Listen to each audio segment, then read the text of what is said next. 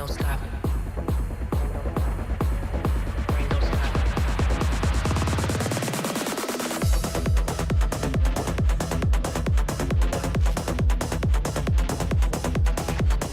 Brain don't stop. Brain don't stop. Brain don't stop.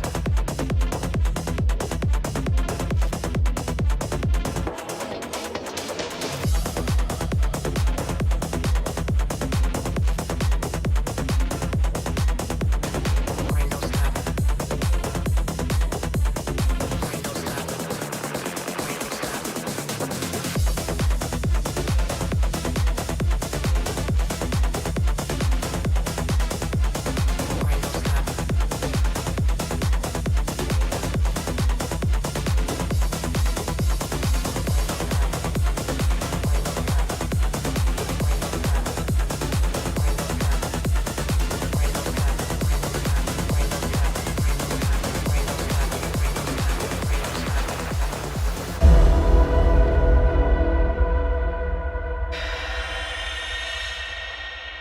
Brain don't stop. Brain don't stop. Hello, hi everybody. Welcome to Hello. Chewed Gum. I'm gonna be your host tonight. I am Arden Hart, and with me is Stacie from Stacie's Mom Hi. podcast. Stacie, what's up? Hey, thanks for having me. I'm so excited to be here again, and I just love the intro to this show so much. Me too. It's such a vibe. Yeah, I love everyone in the yeah, chat is like yeah, purposefully mishearing the lyrics. Like I yeah, see Grahn, I see Brain, Don't Stop. There's so many different yeah, things. yeah. It's so good. Well, yeah, so hello everyone. This is Chewed Gum. This is a show where we talk about the patriarchy and purity culture and sexuality. So if you are listening in the audience right now and you have any questions about anything related to those issues, the number is 720-619-2288. Trying to get a banner up here. We do have open lines, so now would be a good time to call in. Mhm. Stacie, what's been going on? What's new with you and your channel? What's been going on with you? Update us all. Oh, yeah. Well, we've been doing really well on our channel. It's been the last couple of weeks. We've sort of done a couple episodes here and there because I've been working, but it's been doing great. We've been having lots of fun, and we had Dr. Daryl Ray on a couple weeks ago. Ooh. Yeah, right after the big fundraiser.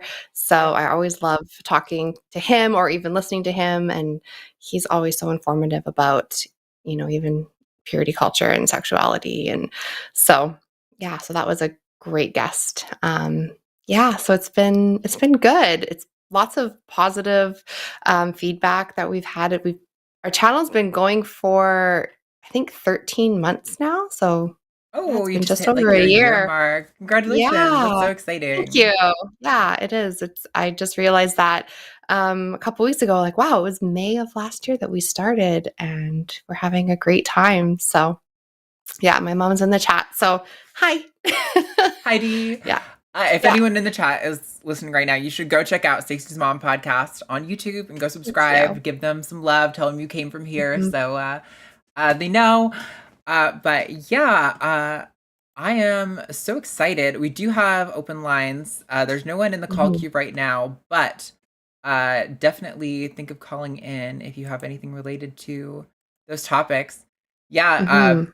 Eve is off on her trip gallivanting in Europe, doing Yep. music things, and I know Alyssa's seeing some sort of concert tonight. So we're filling in for the We're OGs, here. but Hi. we're gonna deliver on the goods. Yes, Uh, we are. so I don't know if there's any like news on anything related to purity culture. I mean, what was your talk with like Daryl Ray about? I'm curious if he had anything interesting new going on with regard to his work or anything that you thought was interesting relating to that. Well, we talked a lot about, well, it's not really in relation to too much to purity culture, but we talked a lot about just rewiring the brain after coming out of Mm. religion indoctrination. He's so insightful when it comes to that. I remember when I first deconverted, I randomly came across him, and heard him talking about just religious trauma and how, that impacts you. And the first time I heard him, with a lot of people, it's like they were speaking directly to me, Mm. because I was like, wow, I can't believe that this person knows exactly what I have gone through. And that was brand new to me, coming out of the church. I did not realize that this was a thing that impacted so many people, whether it be religious trauma or even just, recovering from purity culture. And it's just been incredible to get the opportunity now to meet these people and talk to these people and ask them questions myself. So, yeah, I think the last time, I can't remember if it was the last time I was here, did we talk about that book, I Kissed Dating Goodbye by Joshua Harris? I Is that think something so. we I'm definitely touched on? familiar with the book, even if we didn't talk about it. But I think you're right. I think we did talk Yeah, about it. So we did. Yeah. So that was definitely instrumental in my deconversion, before I even realized I was deconverting, just breaking down purity culture from that angle, realizing, hey, this actually was a really screwy thing with my brain and with my overall outlook on sex in general. So, um, yeah, just it's funny how you start to deconstruct things when you're not realizing that's what you're doing. Um, and you don't have the language for it. Like I didn't realize, oh, I'm deconstructing purity culture right now. Um, and then it kind of like one thing leads to another. And sometimes like without realizing it, you're like, oh, I don't think I believe any of this anymore. So um, purity culture was one of those things that I deconstructed before I even realized I was deconverting. So, yeah, I don't know if there's anyone who has experience with that and then that led to their deconversion, or if they're questioning Christianity and maybe that's the starting point that they're at. But mm, yeah, maybe call yeah, in, let us know. it is so interesting because like I feel like the my relationship to religion was kind of interesting because I didn't really hold on to a lot of it that long into my life, like the actual beliefs Hmm. themselves. But Right. definitely I've still noticed like even to this day there is like sometimes specifically with regard to like sex and sexuality where I will Hmm. be like, "Oh wow, that is like a little baggage hang up that I have that like even though like I can like logically work through it, it is still like emotionally there and Yeah. like, I'm not sure that it can ever be, like, completely undone. It feels like sometimes things get so deeply woven into you that it's, like, hard to pull them apart in that way. But, yeah, it Yeah. is as long as you're thinking critically about it, I think it's okay, but it's fascinating to me how, like, these messages are so powerful and start so young that, like, Hmm. even if you aren't, like, really living in the church the way that you did, like, so deeply for, like, it further into your life, like, it can Yeah. still linger and still really affect and color Exactly. the way you, like, view relationships and those sort of interactions. Absolutely. One thing that was huge, for me is that Bible verse where it said, even if you so much as look at a woman with lust in your eyes, you've committed adultery in your heart. And, woman or man or what or non-binary, but just looking at someone with a lustful thought, um, as a married person, that really kept me in such a mental, prison. And that was something that took a long time, for me to kind of let go of. And I remember, like, even after deconverting, it was about a year ago, my husband and I were out on a camping trip and we were just talking one night and I was like, "Do you ever just like look at people and find them attractive?" And he was like, "Oh yeah, like every single day, like a normal person." And I was Right. like, "Oh, okay." So like even after I had deconverted and it had been at that point I can't even tell at the years now, but it had been like over a year or two, I still was feeling really guilty for finding people just attractive. And and then I was telling him like, okay, like I know that it's like quote unquote normal, but I still have this like hang up when I see someone and he's like, Stacie, that is really normal. And then he started kind of telling me like even biologically like how this all works and how your brain works. And he broke it down to like almost a science level. And I'm like, oh, and he made me feel so much better about just being Oh, like, no, that person's attractive. Like you can think they're attractive. And I'm like, oh, okay. But that was just a year ago.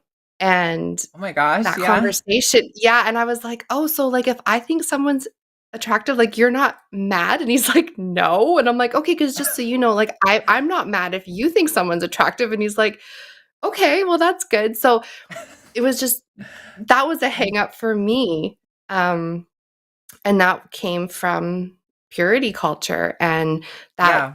that Bible verse. And even when we were in church, I remember a pastor, it was like early on in our marriage, he was giving a sermon and talking about how he and his wife have this like deal where they won't get in a vehicle with someone of the opposite sex. Like they just will not be in a vehicle because it could look like there's something not right. And so I thought, oh, do we have to do that too? Like, is that something that like I should take on and I shouldn't get in a car with someone who's not my husband, who's a guy?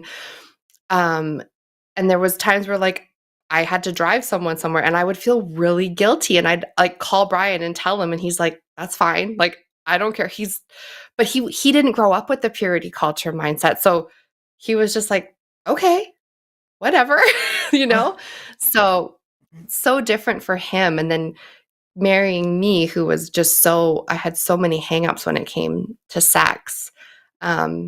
So anyways, he's been very patient with this whole process. So No, it's yeah. sounds like you guys have such a healthy relationship that you're able to like engage in these discussions, and it sounds like there's not really like Yeah. much judgment or like, or any sort of Thankfully. harshness at noticing this kind of No. stuff. It's just like observing it, and that's so sweet. It sounds really supportive. Yeah. Uh, No, he is. no, that's Yeah. really cool. It really also, I feel like, is such a good example of that notion of religion sort of creating the illness and then selling you the cure. That Yes.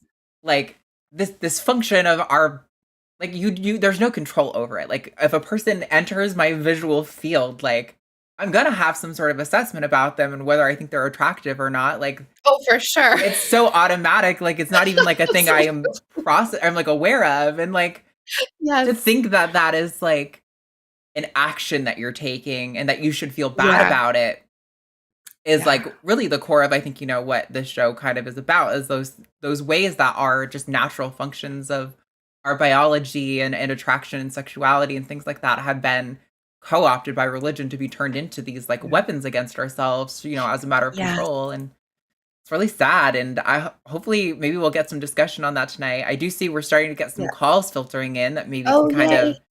touch on that. So yeah, if you're ready, That's do you want to awesome. dive into some calls? Yeah, I do. All right. First up, we're going to talk to Pip in England. Pronouns are they, them. Pip, you are live on the line. What's going on? Hello there, nice to call in again. Can you hear me okay? Yep, coming through loud and clear. What do you want to talk about?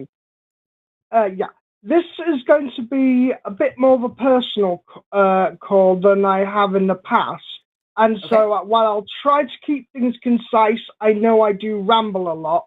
So feel free to, interrupt me if I'm, rambling too much and need to get to the point.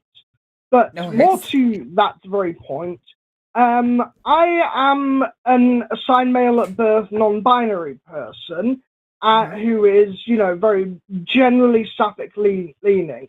And so my romantic attraction is towards, women, be they cis or trans or, just general feminine non-binary individuals. However, due to a lot of unresolved trauma and my past of severe bullying in high school, and I do mean severe, combined with my knowledge of how, let's say, the less savory, male population or, perceived male population, assigned male at birth, treats, women in a public setting, that has left me with a lot of anxiety in, talking to women or AFAB people.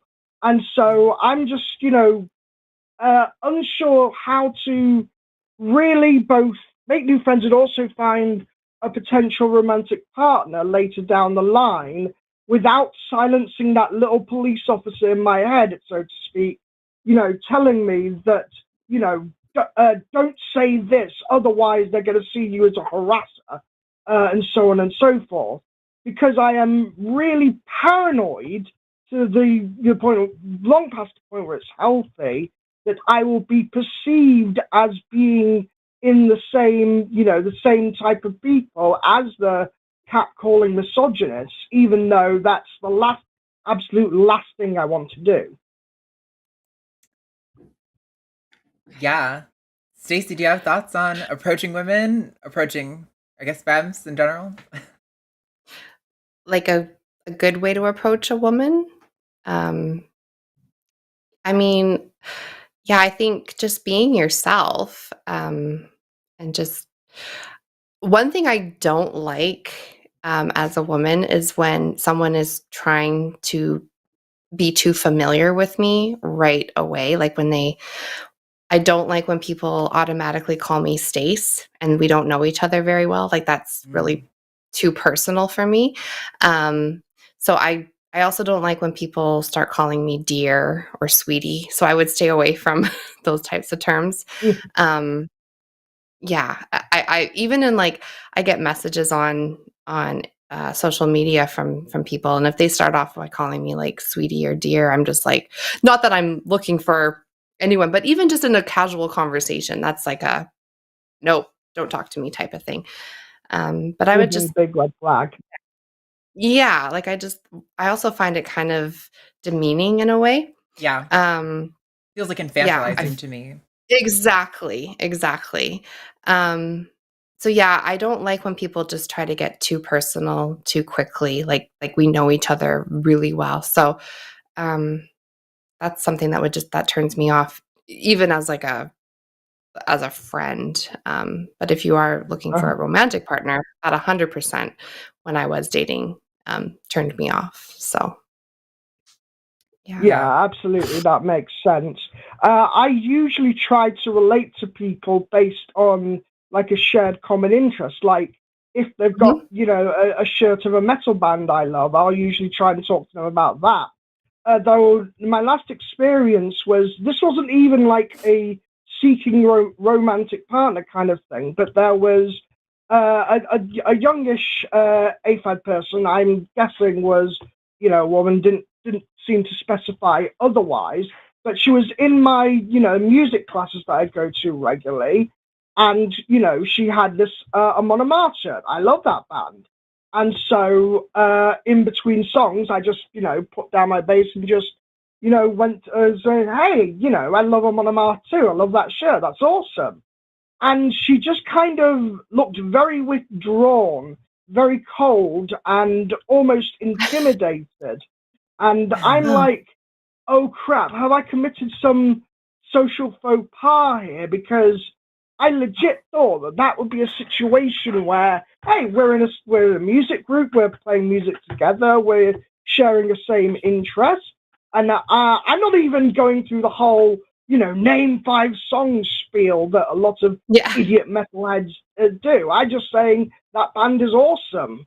And I'm still just left wondering, am I doing something wrong here, or is there something I'm not getting? Well, can I ask, Pip, did she say anything? You said she seemed intimidated, and you're guessing all this, but I'm curious what she actually said or did that left you with that impression, because there's a certain degree of imparting judgment on that kind of stuff that maybe isn't warranted, but maybe it is. I just don't know what actually her response was. I didn't really feel comfortable, asking about it directly, so I kind of just backed off. But it was mostly through her body language that she seemed uncomfortable. She didn't actually say anything about it, nor did she, report to the teacher. I wasn't getting any, comments from the teacher afterwards saying that I was behaving badly, she just looked really like deer in the headlights.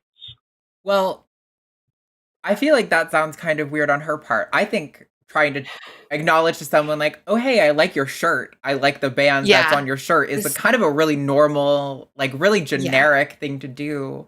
Yeah, I don't think you did anything wrong there, and Yeah. she Yeah, just might that's a relief. not know how to. Yeah, I don't think you need to feel bad about that because you just gave a genuine compliment. You were trying to find common ground. Mhm. I would have said the exact same thing if I saw someone who was wearing a shirt with a band that I liked, especially if it was not like a super common band. So, Yeah. um, Yeah, yeah. absolutely. I feel like I Yeah, wanted to Mhm. touch on one thing you go said, on. Pip.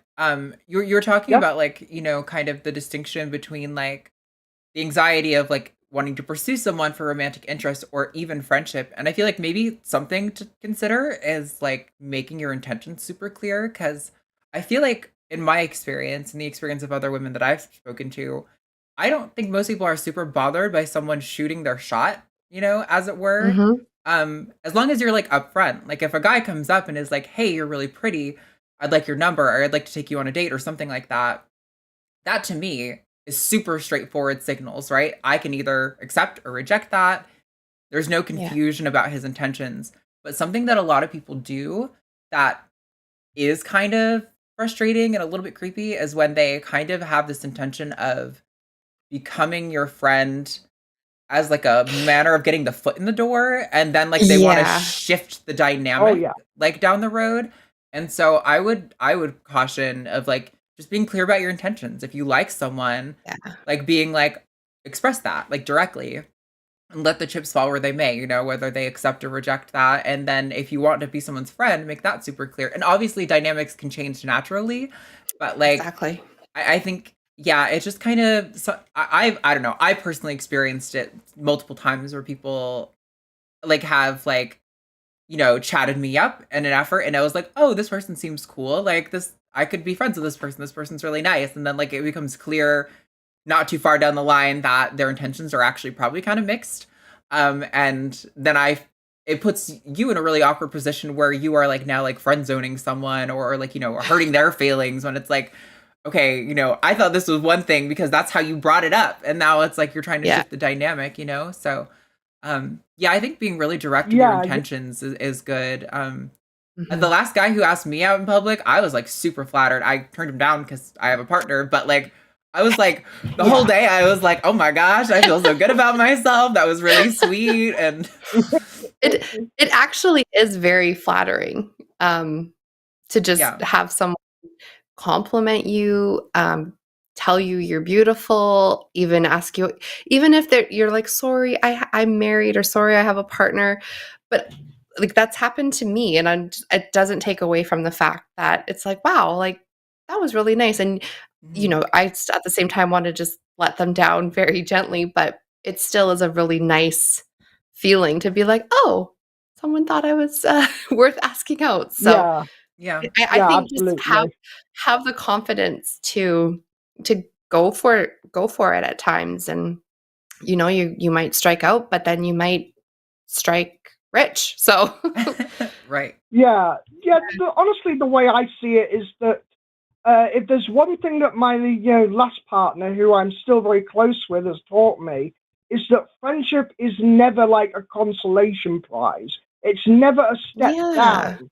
Relationships are just like built on that foundation, and even if it doesn't work out romantically, you've still got an awesome friend. So that's a general win-win. I think the hmm main situational context where I would probably meet people would be at like comic conventions or concerts.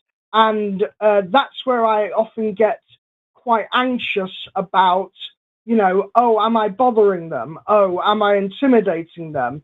And that kind of makes me hesitate and pull back from, sustaining the conversation too long, because it's always, Mhm. again, that little police officer in your head, saying, oh, this has gone on for exact seconds too long, and now they're going to perceive you as a creep, so best bail out now or be reported to staff or something like that. Because there have been situations where, where I'm just being friendly or engaging in a special interest, and it gets, perceived in completely the wrong way. And I was completely oblivious because, autism spectrum, and I, didn't think that any of my actions were directly threatening, yet they were perceived that way. Yeah, I think. Or Stacie, it looks like you're about to jump in. Go ahead. Oh, no, go ahead. Go ahead. I was just gonna say, well, I appreciate there are definitely times where maybe like we don't always like our intentions aren't always like received the way we mean it with people, and I think that applies to everyone, not just people on the autism spectrum.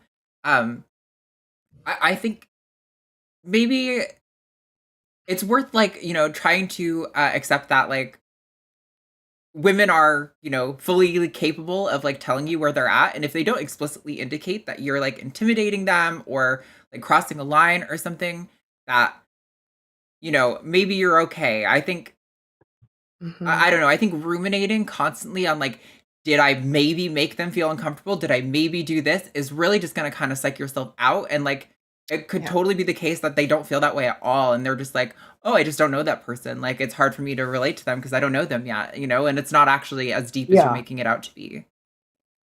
Yeah, I think definitely without going into too much excruciating. Sorry. Sorry, I'll let you speak. I was just going to say, it's so easy to get in your own head and your own thoughts and think, I mean, in so many social situations, especially with people you don't know, you can walk away from a conversation overthinking like, oh, should I have said that? Did I talk too much? Did I talk too little? Did I say the right thing? I think we're all, guilty of doing that and getting in our heads. So it's easy to say, try not to do that, but I do it all the time too. Yeah, me too. Yeah.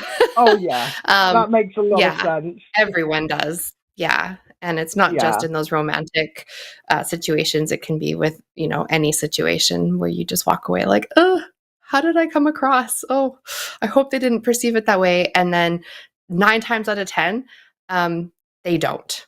Yeah, so. For sure. Yeah. I think this is something that, therapy in general will help with, because without going into too much, excruciating detail, I've spent a lot of my life having people, literally grab their younger siblings and run away from me because, that's the social status that I was amongst teenagers. And so that's kind of grabbed the reasonable concerns that many women and AFAB people have under patriarchy about strange perceived males, and then kind of running with that to an excessive extreme, if you will. It's like jumping the gun and, this, like I said, keep going back to that metaphor of the little police officer in your head and trying to balance that out with, well, what am I trying to do and what can I expect people to, think if I say X, Y, and Z? Yeah. So. Oh, go ahead. I was going to say, are you saying that I just want to make sure I'm understanding clearly. Are you saying that you think that a lot of, you said AFAB people, they're automatically thinking that, like, if a guy approaches them, they're going to be kind of that like macho, kind of like patriarchal sort of typical guy, like jerk kind of guy? I don't know. Is that what you were that's sort of what I picked up on, but like if someone comes up to that's what I'm worried about. So whether it's a realistic expectation, I sincerely doubt. It's more of a worry of my own behavior and doing everything I can not to be perceived that way, when that is almost the default state, when it probably really isn't. That makes sense. Yeah, I mean, how you're perceived, you can't really control how others perceive you. I know for myself, again, like I've been married for 18 years, but when I go out with my friend for dinner, we go out and have a drink, we get approached, and I never, I'm never rude to the people. I don't automatically, just because they're a guy, that I just I treat them like crap, or just because, they're taking a chance, and I just want to be polite back. If they're being polite, I'll be polite. If they're a jerk, then we'll screw off. But if they're Yeah. just coming up to be nice and polite, I'm not going to just be like, "Oh, you're just a disgusting man. Like, get away from me." Yeah, So I try yeah. to just, like, I don't, but that's just also my personality. So yeah, but as far as, like, you can't Yeah. control how people perceive you, and I think you Yeah. sound like a very nice person. If you're just if you talk to them the way you're talking to us, as Yeah. far as just I suppose you could conversationally, say that that'd be great. the duality of man-osphere, being understanding the reasonable concerns of AFAB people under patriarchy, without also, going into the whole MRA man-hating spiel. You know what I'm talking about. Yeah. Yeah, it's just I think it's about like, like truly accepting like what their response is. Like Dee just put in the comments that somebody approached her yesterday, and when she said no, they like kept bothering her, and it's like that's the problem, I just If somebody says I just no, saw that. be like, okay, Yeah. thanks, bye. Like Yeah. like it's really that simple, Oh yeah, Like exactly. I think it can also be helpful to try to learn to like compliment people like without the intention of it being a romantic thing at all. Just like learning to compliment people in Exactly. general, Oh and then yeah, kind of just getting absolutely. comfortable with that. Like, Yeah. granted, I it's a little bit of a compliment women all manipulative the time. marketing thing. Me too. Every time, Yeah. yes, I constantly love complimenting women, but also like when I'm working at expos and stuff, it's a little bit of a marketing thing, but I kind of compliment like everyone who kind of walks near my Yeah. table. I'll find something I like about them and compliment them Oh because yeah, absolutely. it's like I don't know. It's also just nice to make people feel good and watch them smile when they're like, Exactly. oh, I really worked hard on like, X, Y, or Z. And so it's nice to have that notice. Like, I think people just like that in general. And yeah, yeah. Definitely. Absolutely.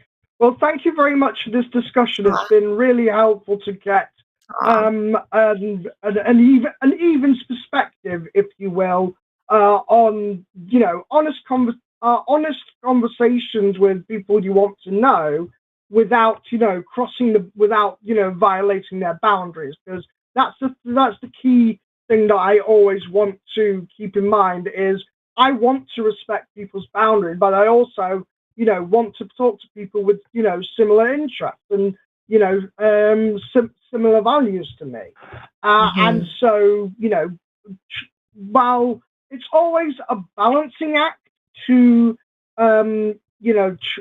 it's always a balancing act to sorry, my brain just kind of stalled there, but you probably know what I'm attempting to say. Yeah, I gotcha. Even if my words Yeah. aren't in it, but thank you very much for this conversation. Thank you, Thanks Pip. for calling in, Pip. You have a wonderful day. Thank you. You too. Bye. Bye. Bye.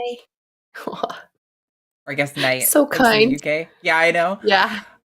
Okay, real quick before we take the next call, I do see we have a caller on the line and O2, and there are still some open lines. So if you're out there and you're listening and you want to get on the conversation, 720-619-2288. Please do call in. Let's hit up some announcements though for coming up this week on the line. Tomorrow on the Hang-Up's going to be Matt Dillahunty with Mandisa Thomas. We love to have Mandisa back again. Thursday on Takis will be myself with Josie. Monday, the early show is going to be Matt Dillahunty with Eric from Skeptics and Scoundrels, and that is the show is at 2 p.m. I know there was some confusion about Sunday, that. right? Yes. Sorry, I don't know what Sunday. I said. Yeah. Yes. You said okay. Monday. Oh yeah. Sunday. Thank you. Yeah. There was some Yeah. confusion the other day about if that was 4 o'clock. Yeah. It's definitely 2 p.m. It's the normal time. After Dark at 7 is with Arden, Ra, and John Gleason. Next Monday, Skep Talk is with Erica Gibbon. And then next week, back here on Chewed Gum, will be myself with Alyssa again. I know there have been some transphobic haters in the comments that I've been on the women's show like 3 weeks in a row, but That's I'm here ridiculous. again, so buckle up. I love it. I love that you're here is what I mean. I like that I don't have to talk about trans issues on this show. It's really nice, but also I'm not like precluding people from calling in about it. So I'm kind of surprised nobody's called in to make a stink about it. Cause like, I assumed that was going to be like most of the calls the first time, but nobody's done it. So it's kind of nice for me to get to talk about other issues. Yeah. I'm like, oh my God, thank I goodness bet. I don't have to talk about this again. Yeah. Oh, that would be nice. Mhm. All right, so we're going to talk next to Artie in Ohio, pronouns are he, him, wants to talk about the concept of defunding the patriarchy. I've heard defund the police. I haven't heard Yeah. defund the patriarchy, so Neither enlighten have us, I. Artie. Yeah, hi. I saw the title. At least that's what's coming over here on the on my YouTube page. I've never thought of that concept before. I wondered what you can tell me about that.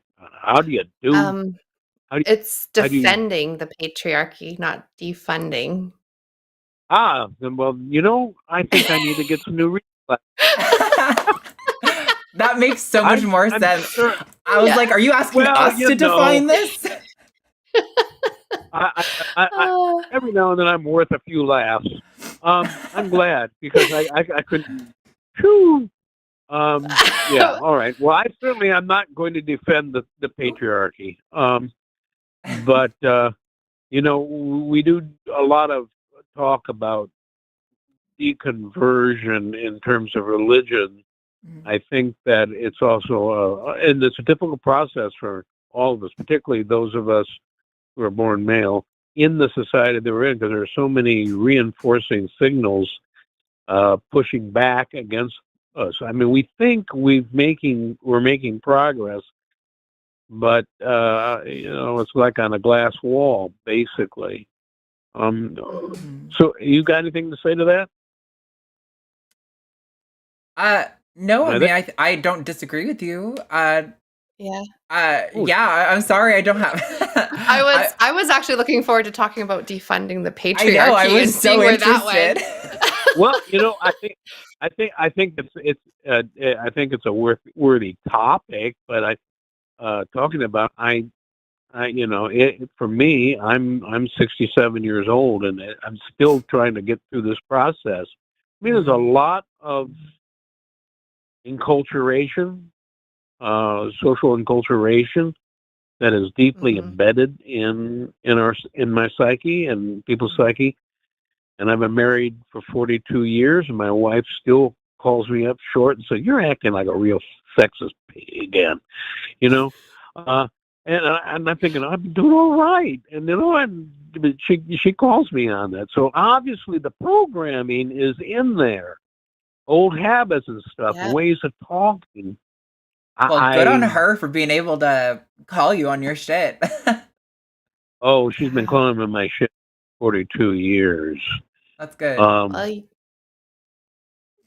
But yeah, she's really good about that. I'm sorry that I can't add to the conversation about dating that's because since I've been married for so long, I've forgotten how to do it. No, it's totally okay. To your It's point, fine. though, I just want to say that, we kind of mentioned it at the beginning of the show, but I think, well, it sounds like you do at least care about, like, maybe the ways that, maybe you're engaging in sexism or that, like, you've been influenced by the patriarchy. Um, I don't think, I think it's pretty difficult to completely undo all of the things that we get laid upon us as children. Like, I think Yeah. those formative years are so important that even if you can like recognize like, oh, this thing I'm doing is from that, it's still hard to like completely overwrite that mechanism. And I think it's worth, it's good when you have a partner who can call you on it and you can go, oh Mhm. yeah, that's good. I can check myself. But maybe to just like, not be too judgmental on yourself about like, it's not like you're trying to be sexist or anything. It's just like those are maybe like some just like ways that seeps into you that you don't recognize all the time. And yeah, I think Yeah, it's compassion the is subtle helpful in those self-compassion. it's the subtle stuff. It's the bad habits I'm not even always aware I've had. Mm. And I wonder if other men look at themselves critically like that. I'm sure there are some, but it's a process, and I kind of wonder if we can make so much progress in this. I'm kind of using the term loosely, generation, but we can at Mhm. least out of what we're trying to do to make it better for the next generation, take it the next step toward a more egalitarian relationships in society than we Yeah. have grown up in. I grew up in a family. My parents were that World War II family. They got married in the middle of the Second World War, and it was that generation where even the wife carried the emotional garbage for the husband, because men were supposed to be this. And my dad didn't always do it real well, but it was, you're supposed to hold everything inside. That was part of that, and he went off and was the primary provider. And actually, I hate to say this, the best thing I saw happen to my mother was when my dad died. I don't mean that because I hated him or anything like that. We did not have a beautiful relationship, but that your listeners don't need to hear all the details of that. Suddenly she was on her own, and she had to do things, make decisions for herself, do things because she liked doing them, not because she had to stop and think, oh, well, would George, be on board with this? And so I saw her really starting to blossom. I mean, I don't think you would ever call her a Gloria Steinem radical feminist, but she was making progress before she died herself several years ago. And I think that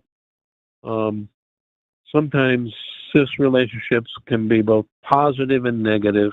It depends what you're doing with that patriarchal baggage. And sometimes someone has to go. I have to say that, but my mother and I became really, as adults, good friends after Dad died, and that was, I think, it's because she wasn't trying to please him anymore. I don't know what she would do if she had to do her whole life all over again. I don't know, but each generation, I hope, is getting better, but I'm not always sure when I watch what's going on. Yeah. No, I do think it is, each generation is getting better.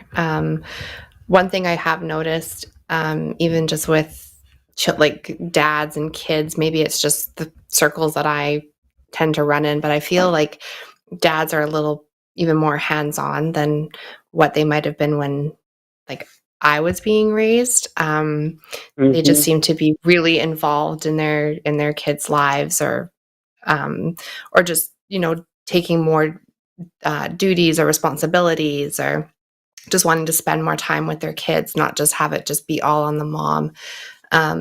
It's definitely more of like at least even in just for our house. But yeah, I find that dads are really just kind of stepping up and just having more of a relationship with their kids, and not just being like, okay, I'm home from work, I'm going to eat dinner, I'm going to do this, and then just kind of like, oh, hey, how's it going, kids? And then, they're really, making those core memories and building that relationship that lasts. So that's one thing that I really think that has changed, from looking back to like the 80s and 90s. So yeah, I think it is getting better.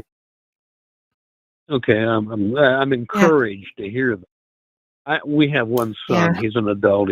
He's 32, on the edge of 33, and single. But I already see that he talks about things like gender and race and sexism and things like that much differently than my generation did at the same age. I mean, I was. Yeah. What am I saying? I was in my 30s back in the 1980s. So I mean, and we thought we were progressive back. But yeah, well, I'm glad. I was anticipating when I read. I see now small print defending and funding. I mean, if there is an organization to defund it, we would gladly support that. Yeah, for sure. If there's any funding, but And what's funny is what you see your producer that answers the phone initially, but he just seemed to just not bat. I couldn't see it, but he didn't seem to be at all flexed when I said had questions about this, and like Oh, yeah. surely he knew That's what I was okay. supposed to be. I Oh just want well. to clarify our screener uses she her pronouns, but yeah, I don't think she watches the show actively while she's screening, so it probably makes sense that she just was like, sure, whatever you want to talk about. I'm not gonna think Yeah. about it too Yeah. deeply. No, exactly. Yeah, Not question you. I really couldn't tell the actual gender of the person answering those, but there was sounded like a UK accent of some sort, but Yeah, she's from the um, UK. No, I understand. You don't yeah, get to see people's faces, which is why people complain about us putting Why? pronouns on the screen all the time. And that's exactly why, because when you This hear is someone's voice, you don't know what their pronouns are or what their gender is. You're just hearing their voice. yes. So, yeah. This is a good example So, as to why. so do you have some suggestions for folks about how we can continue the process of deconverting from the patriarchy, to use that term, from your own experience? That is De- so multi-layered. I wouldn't even know where to begin. Deconverting from the patriarchy. I've never heard of deconverting from it. I think it all kind of goes hand in hand, especially if you're leaving religion. You kind of just break away from it in the course of leaving religion. You kind of see that it's not needed to have a patriarchal, look on things. If you on the religion thing, there are many different ways into religion, and there are a lot of ways out there too. Yeah, and I know that patriarchy isn't just in a religious sense, but that's definitely something that is pushed heavily in religion, and that's where I see it, but or did see it the most. So, for the moment that we're very small children, I mean, I think we come into this world essentially without any kind of ideological slate, so to speak. Yeah. But the messages are there. The parents give it to us. Teachers at school, television, the media. yeah, Kids that good now with the internet and everything. That the messages are there. How do you? And it becomes part of the way in which we think, operate, even sometimes unconsciously or subconsciously. And how do we move down and let go of that, get that rid of it? I think it's in some ways it's probably easier, and I'm not trying to be flip here. I think it's probably easier to deconvert from fundamentalist Christianity than it is from the patriarchal structure of our society we live in. I think that's probably fair to a certain extent. I mean, like, the patriarchy is obviously deeper than religion, right? It's like the fact that, men might get paid slightly more on average for a certain job, or that, women are like expected to do more of the household tasks, even among secular people, and like raising kids and things like that. I think it's a lot of those gender roles that are like deeply ingrained in society that are definitely influenced by religion, maybe even in some aspect come from religion, but have been reified generation after generation so many times that now it's just like what people think is natural rather than it being something that we've been taught and that we've been reinforcing.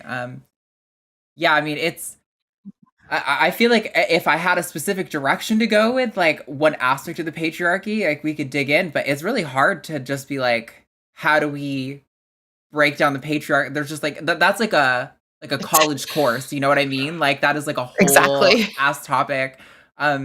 Right. Maybe if you maybe sit on it for a week, think of like a specific element of the patriarchy, you should call back in next week. That could make for a really interesting topic. Yeah. Well, this has been an interesting conversation. I'm glad to have had a chance to touch base with you all. I'm sorry I didn't give you a lot of controversy to push back against. That's okay. I think you were lovely. Well, On another topic, I can be quite a fierce debater, but I didn't come to debate. I just came to be educated and to talk, and Sure. I'll ultimately be corrected in how my reading glasses were reading here. But you have a good evening. It's been good talking. You too, Artie. Thanks so much, Artie. Bye. Bye. That was cute. Right. Yeah. I was like, I'm like, oh, cool. Like, who's advocating for defund the patriarchy? This could be so interesting. Yeah, like, where do we start? And then he's like, the name of the show. I'm like, wait. No, it's defend. Yeah. People have been commenting on the title so much in the calls lately. I hope people realize that the titles are meant to, like, It's the title. They're bait for callers to call in. Yes. And they can maybe be an interesting topic. Like, if it's a bad title or, like, not a valid question, like, maybe that could make for an interesting topic to call in on. But, like, oh my gosh, the way people cry about the title sometimes, I'm like, I know. Are you serious right now? Like, please, get real problems. I listened to both the shows on Sunday over the last 2 days while I was cleaning the house. And there were so many people who were complaining or like, what's with this title? And I was like, oh my gosh. Yeah, give it a rest. It's crazy. But I mean, it's clearly working at goading people into calling because they're like upset about it. But it's like, totally. Oh my gosh. Okay. We have a caller on the line, somebody being screened, still open lines. So, we're making good time. We'll probably get to a couple more calls if somebody calls in now. Awesome. But until then, we're going to talk to Jason in Oklahoma. Pronouns are he, him. Jason, you are live on the line. What's going on? Hey, guys. Okay. I'm worried about being perceived as the man in the woods, and I don't want to be seen as that. And I've been told that I look scary. Oh, I'm sorry. No, you're fine. It's okay. Okay. I had an issue when I was a kid, so half my face is kind of paralyzed, and smiling just was never in my bag. I just never had it as a feature. Mm-hmm. So approaching somebody with a smile just doesn't happen. I have to kind of walk up with this half ghoulish looking grin on my face or just kind of be deadpan. Mm-hmm. And then I've got like Aaron Raw, I've got the big Satan beard going on. I keep my head shaved most of the time. And I've been told, wow, you're really intimidating. You're really intense. And I'm like, I don't ever want to appear that way. I just want to say, hey, you look really nice. And would you like to get to know each other on a romantic level without seeming like a complete weird robot, I guess, or without making someone feel trapped? Like, I was told, don't bother someone at the gym. Don't bother somebody at the grocery store. Don't bother somebody if they're your cashier for sure. And if someone's out jogging or walking your same route, leave them alone. They're just exercising. So I don't ever know when it's safe to approach, what environment I should approach someone in, because I don't do the bar scene. It's like I see somebody shopping where I would shop. Hey, you look nice. Would you like to get to know each other? Oh, I don't have a phone. And I've literally gotten that response. Hey, can I have your phone number? I don't have a phone. So it's weird. Yeah. And I'm just trying to ask, how can I make it less weird? For people I approach, I mean. I think a lot of my advice is going to be similar to the one we gave to the first caller, but I just kind of wanted to, I wrote down what you said, because you were like, oh, hey, you look really nice. Would you like to get to know me on a romantic level? I feel like it's so funny to me how often people will be like, I just want to be able to say this to people. And I'm like, what you just said is like, actually feels like the most mature and appropriate way to like articulate that. And while I understand what people mean when they're saying like don't approach women at the gym and stuff, I feel like I personally don't really buy that. I feel like it's okay to approach women and like shoot your shot, but like Mhm. you have to have some level of awareness. Like if like two dudes just approached her and she like seems annoyed and she wants to be left alone, maybe like read the room, don't approach her. But like Yeah. if Oh no, if you God, haven't no. right, like but if you know are just approaching someone and you just want to say like, "Hey, I just noticed you're really pretty and I want to know if we could get to know each other," or something like that, like what you said. I feel like as long as you are able to receive a no in a healthy way, I really Yeah. don't feel like there's a problem with shooting your shot. Like, I don't know. I disagree with the notion that like, you know, don't ever approach women in all of these public spaces. Like it's like work and like the gym. These are the kind of places where you meet people. And so I think it's okay. You just have Yeah. to learn how to take a no. And if they say like, you know, it's kind of shitty if someone's like, I don't have a phone. Like that's kind of obviously a Yeah, lie. that's rude. But Yeah. like, you know, Right, like right. they have the right to be rude. So it's kind of like, you know, you can just be Yeah. like, okay, well, clearly they've got some issues. So that's, you know, you Yeah. just let it go. You know, just don't like be a dick to them or like try to follow up. Just be No, like, no. okay, got it. Thanks. I don't know, Yeah. Stacie, what do you think?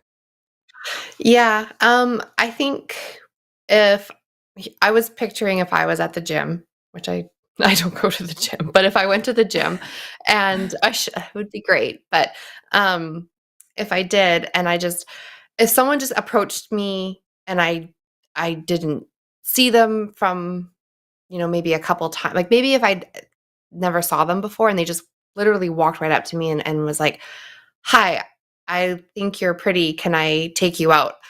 I would be a little like, "Oh, wait, like, where did you come from? I've never laid eyes on you before. Like, Mm, that's really nice, but I don't know you." I think mm, if you saw someone at the gym for like a couple of times and you maybe had like a couple interactions and it's like the third or fourth time and it's like, okay, like you've said hello, you've maybe said, some kind of like things where it's like, oh yeah, like I'm having a great day, or I don't know, just I'm a very chatty person. So um, I would probably want to have a couple of interactions before someone asked me out. mm, And I don't think, I'm thinking back to when I was dating. I would give people a chance. I wouldn't just shoot them down because I thought, that takes a lot of courage for someone. But yeah, I think if I was just approached, like say I'm on the treadmill and someone just came over to me and like, "Hey, can I take you out?" I'd be like, "Oh, who are you? What? I don't think so. I don't know you." So I think I would just try to like have a little more interaction with them first before just going straight in for the kill. Not the kill, but you know what I mean. Sorry. No, we're trying to avoid that. We're trying to be more bear, less man. right. But I'm sorry, Uh, it's just a figure of speech. Um, No, I yeah, and know. also and also I don't know if you mentioned the grocery store, but if someone just came up to me in the Yeah, grocery yeah. store and just said like, "Hi, I saw you in the dairy aisle. Can I ask you out?" Again, I don't know if I'd be, like, as keen to just say, like, "Sure, yeah. stranger that I don't Right, know," right, right? So, right. no, I think it would take familiarity for me, like, I go to a lot of coffee shops. If I saw the same person at a coffee shop, a couple of times, then it might be like, "Okay, like, yeah, like, I can kinda get a vibe for them." So, for me, I would need to be around them a little bit to get a vibe, and I think you giving us a description of your physical appearance, I really am a believer in not judging people just based on how they look at all. So yeah, if someone's doing that, then you don't want to be with okay. them anyways. Yeah, No. honestly. I mean, it is kind of a sensitive issue because it kind of falls into the tone policing thing for me. It's been a criticism from workplaces, from relationships. Hey, smile more. Well, it's like Yeah, I thought and I was smiling. And Open your that's eye. It doesn't open in daylight. I'm sorry. Mm. yeah. And that's even women don't like to hear that kind of thing, like smile. Like nobody wants to be told like Right. to smile more, If I want to how smile, to I'll just smile, look right? Like, yeah. exactly. And Right. kind of what I was thinking too, like how you just said how you look. There's some people like I can think of who just their natural, just their resting face. I thought of RBF, and just their Yes. natural Intense. face. Yeah, it's just that's not because they're not nice. It's not because they're not friendly. It's just maybe they don't have like a very just, sunshiny overall look, but that doesn't mean that they're not nice people. And so that's why it's important not to just think that, oh, like he's standoffish or she's standoffish or they're not nice just based on how they look, because some people just don't have that, overall persona. So yeah, it can go both ways for Okay. men and women. And women, you have heard that term RBF, and doesn't mean that they are the B, at all. So Right. Right. just because you have, you've described how you physically appear, doesn't mean that you are the man in the woods in that bear analogy. So Right. yeah. Okay. I think that's just all I was looking for. Is I just never want to make someone feel like they're trapped, because I know that feeling. I mean, I know I've been Yeah. cornered. I've suffered a little bit of abuse on that end. So Mm. it's like, oh, I never want to make you feel like you're trapped into talking to me or anything. But I do want to show that I'm interested in you for more than a friend. Yeah. Yeah. I think And I I'm don't going to want to, second what I mean, it's like, Stacie said about the familiarity and the importance of that, but like also just being okay. direct with those intentions, I think is super good. Mhm. Don't do the, like we were talking about to the previous caller, the like let me be your friend to get my foot in the Mhm. door kind of tactic. That's usually, I don't know. At least No, with me, that just pisses me off more that than sounds like anything. lying to me more than anything. Yeah. Yeah. Okay. And All if right. you Hey, thanks for the one more advice. Oh, yes.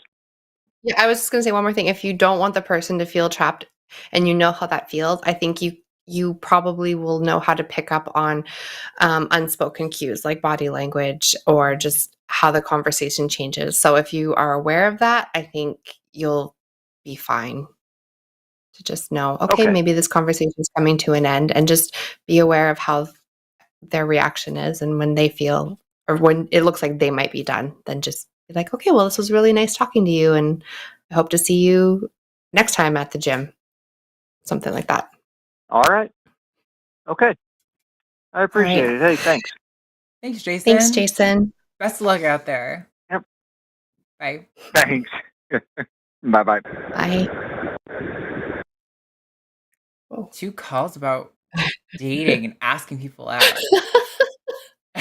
Oh, that's so It is it's so interesting. cute. And Yeah. I do like to give people the benefit of the doubt. I'm not someone like I've like I was saying, I have a friend, like we go out and we have girls' night and stuff. And she's the kind of girl where she's just like, nobody talk to me. I don't like guys, like just stay away from me. yeah. And I'm the kind that's just like, hey, people are just out like we are and they just want to have fun. I just want to chat. They just want to, engage. And so I'm very smiley and people come over and talk to us, but I'm not going to be rude, but then I'm also going to say, no, sorry, I'm married, but nice to meet you. So Yeah, I definitely get why women have that feeling. It can be like, yeah, but the thing that the only protection. yeah, it's like a safety thing. I think the only Yeah. reason I'm more like kind of like what you're saying about it is just because it's like I feel like we kind of live in this like very like isolated society nowadays where everyone Mhm. kind of dates online if they're dating at all, and so it's like Right. nobody like does those in-person interactions, but like I think they're Mm. kind of normal and healthy, and like I don't know, as long as someone's being respectful, I just don't see a real problem with somebody like Yeah, just asking, as long as they can take a no. Like there's no harm exactly. in being like just trying and Yeah. seeing what Yeah. happens. Like that's how people met for like a very long time before we had the internet, Yeah. and like it's really not a big Exactly. deal. No, not at all. Okay, we have coming up here, Malcolm. Pronouns are he, him in Oregon. Is an atheist, wants to ask what constitutes your changes in perceptions of masculinity and femininity as you left religion. So, Malcolm, you are live. What's Well, going it's very on? nice.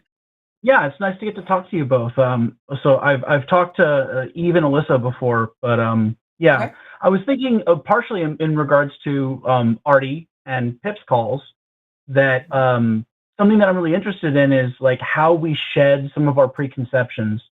So briefly, my upbringing was in California in the 80s and 90s, fairly mainstream, not a really weird, hyper religious family. In some ways, I was pretty lucky because my mom was raised Catholic and my dad was raised Mormon. But because they didn't really agree on some religious topics, they just didn't talk to my brother and I about them. So we escaped having a really strong characterization of who we ought to be and how things are supposed to work. So I was just kind of left with the background of what American culture at the time told me. This is what men do. This is what women do. And none of it explicit, just what you absorb as a child through osmosis. But I've realized in my teen years that I was an atheist. I've done a lot to unlearn a lot of my preconceptions. I've done probably some damage with some of the stuff that was left over. I am divorced. I know that there were some ways in which my relationship with my ex-wife, I put a lot on her at first that it took a while for me to realize I was still kind of leveraging gender roles that I no longer believed in, but just hadn't done enough to shed the preconceptions or really question them. So as I kind of came away from that and was like, a lot of this stuff was just absorbed along the way, and I don't even believe that, but I just kind of rested on it as a default. So my curiosity is about, for each of you, how you had, like, what were the preconceptions that you were sort of laboring under that when you stepped away from religious values that you were able to reassess, throw away, some things that maybe you feel like maybe were actually okay things, or is it like, what are your thoughts on how we generally treat gender roles and what's left of them? I'm happy to tear them to shreds and not really care much about that. Makes me actually a lot more comfortable. But I'm just curious where you fall on some of that stuff.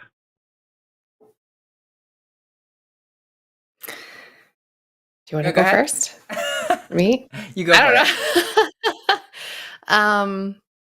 Well, okay, so here's the thing. Like, even though I was really heavily in religion, like even being married, I feel like we didn't really have a huge focus on gender roles and like the woman has to do this and the man has to do this.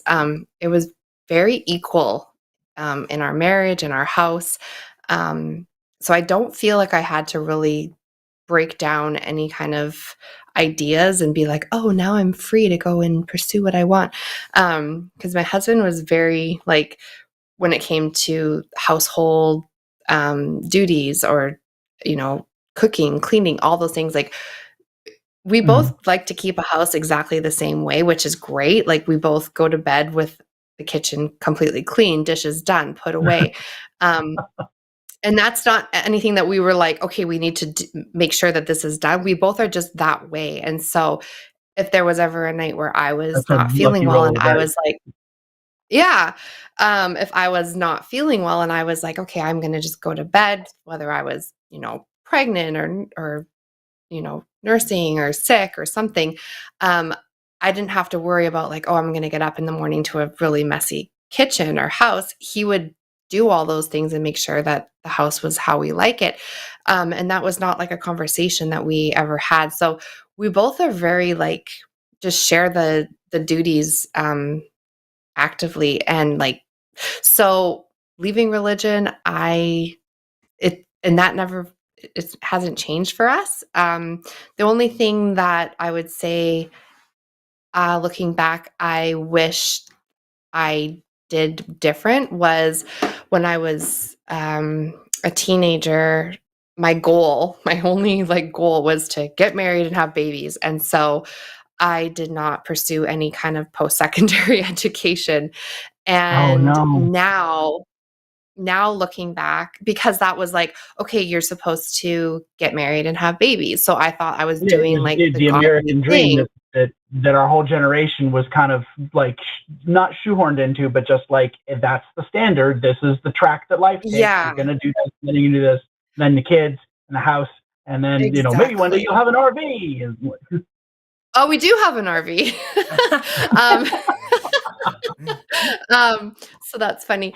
But so that now that I'm out, I'm actually like really upset and really like kicking myself and looking back. And that's, I'm angry at the fact that I didn't actually pursue any kind of career for myself, because I thought, okay, well, I'll just do the godly wife thing, the godly mother thing. And, like my kids are older or getting older, and I wish that I had a career to go to. I don't. I feel kind of inadequate at times because I don't have any post-secondary. But at the same time, I'm like, well, I'm not saying it's not my fault, but that was also sort of what I was kind of conditioned to be like, no, this is the right thing to do. Just get married and have kids, right?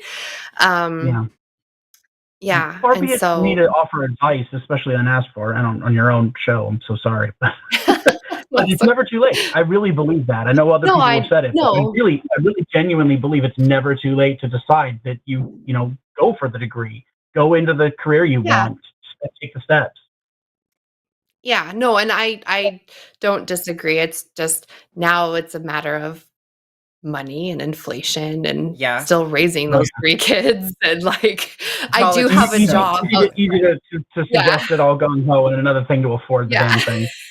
No, I know, and I have thought about it, but I do work outside the home now, and I love it, and it's also kind of like a social thing, but there are times where that's one thing I do get kinda like, ugh, upset about. But anyways, but as far as the gender roles, our house has always been very like we share everything very equally. My husband, he does work, he has been the provider, um and but at the same time, like, he finishes work and he will go upstairs and cook dinner and put the kids to bed and take them to the park and do all those things. So it's like, I it's very much a shared thing for us. So leaving religion, it wasn't like I was like, "Okay, good. Now you can do all these things and I can take a break." We've always just given each other those spaces. So anyways, I feel like I've rambled for way too long. No, you're answering the question. I feel like Yeah. for me, it was just I think being trans has made this so convoluted. Like, Mhm.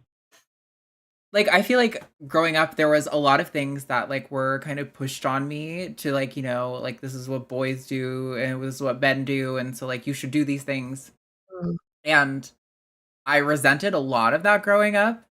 And after transitioning, I think there's a period of time, a lot of trans people go through this, where you kind of hyper feminize or hyper masculinize yourself for a period of time, because you're kind of you trying to compensate for all those years where you were masking my trans yourself. friends have talked about that. Yeah. They've been through a similar thing, and some of them find themselves very comfortable there, and they stick there. But Sure. others have backed off of it, and they're like, "No, I think I'm cool, just wearing a hoodie sometimes." Yeah, I mean, nowadays I feel like I am much happier, and I feel more holistically myself. And so we have our snake breeding facility, and we breed rats as well, and I'm constantly working with animals and lifting heavy stuff, and this is stuff that as a kid I would have been so pissed that I was being forced to do, because it was manning me up. But now I love doing it. I'm no, it feels good. It's exercise. I'm taking care of the animals. I'm doing something that's good for me, mentally, and accomplishing stuff that's important for the house. And I feel like I've definitely healed a lot of that, but I don't know if it was so much leaving religion that did that for me. It was more of a lot of therapy and transitioning and kind of being really what is me, am I doing this because I want people to perceive me as a woman, or am I doing this because this is what is actually authentically something that I feel is a value that I have. And I feel like Yeah, you over had time a I've bigger gotten there. sledgehammer to wield against a much harder foe. Sure, but yeah, I mean, it was definitely, I think the baggage came probably arguably from religion, but yeah, I don't know if it was, I left religion so early. I believed in a lot of stupid bullshit for a lot of my teenage years, but that wasn't really religion. But yeah, no, I think leaving religion didn't change much for me.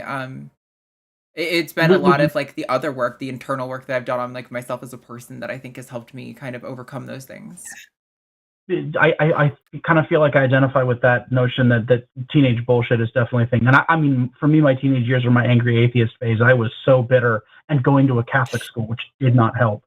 But yeah, well, they made the mistake of teaching me world religions in sophomore year. So like I learned all these different takes on how the world was seen in different parts of the world and what all the religions believe. And I was like, oh, they're all full of shit. Got it. There you go. Yeah. Go ahead, Stace. Yeah. I was going to say, I think it would be different if, say, I was like a trad wife, which I don't know if you're familiar with that term, which is, I've heard the if you term. look I up would trad, say my mom doesn't know the term, but it's definitely the way that she lives. She never really had much of a job outside the home, and no dig. She was really good at raising my brother and I. We were well taken care of. My dad made enough money, but now that they're in their 70s, 2 years ago they moved from Oregon to Texas. No dig on Texas. We've been to Dallas. It was lovely, but like, they are the worst part about the trip. That like he made her move against her will because it's all his money, and they will go where he wants to go because it's his car, and he will disappear for a motorcycle thing because that's how he wants to spend his weekend. So even though she's lived the life she made her bed, but also she's stuck with him, and they have no friends, and they are just living their Texas life alone, slowly driving each other more insane, and it makes me very sad. Yeah. Yeah. Well, I mean, I was willing to kind of do whatever it took to become the best Christian wife, the best Christian period. So I flirted with the idea of like, oh, do I need to, wear just skirts all the time or just dresses? And that, because, that's kind of what some of the trad wives do. And, becoming a more reformed Christian and just, yeah, anyways, those trad wife influencers and that. And then I was like, no, I really like pants. So, but it would be different if I had gone down that route and then come out and we were having this conversation. But it would be one of the most dangerous fascinating. things about having an ideal is finding yourself in competition with an ideal that drifts always on a pedestal above you. And so if you idealize what a trad wife should be, now you can never live up to your own expectations and you can consistently fall short. Or in the case of a man, if you expect yourself to, effortlessly take care of the family and always be able to do all the work, etc., like whatever expectations you put on yourself, you can always craft them into an impossible standard for yourself to live up to, and then end up feeling really crappy about yourself. I've kind of had to suffer some of that myself and come out the other side. Like, I think we're all better off for being able to shatter preconceptions about things like that. Definitely. Yeah, absolutely. I really appreciate the answers. I think you have tackled the subject, although I really want to ask that question to more people and see if I can get a better spectrum of answers. And not that those are insufficient, just sorry. I'm going to blather now. No, you're fine. I get what you're saying. Yeah, like just see what other, like I was saying, if there was someone who came out of an even more like, oppressive patriarchal household and now they're out, it would be interesting to see how their view changed, so, and how they got there. So keep asking those questions, or that question. Yeah, I really appreciate the conversation. Thank you so much. Yeah, Thanks, Malcolm. Bye.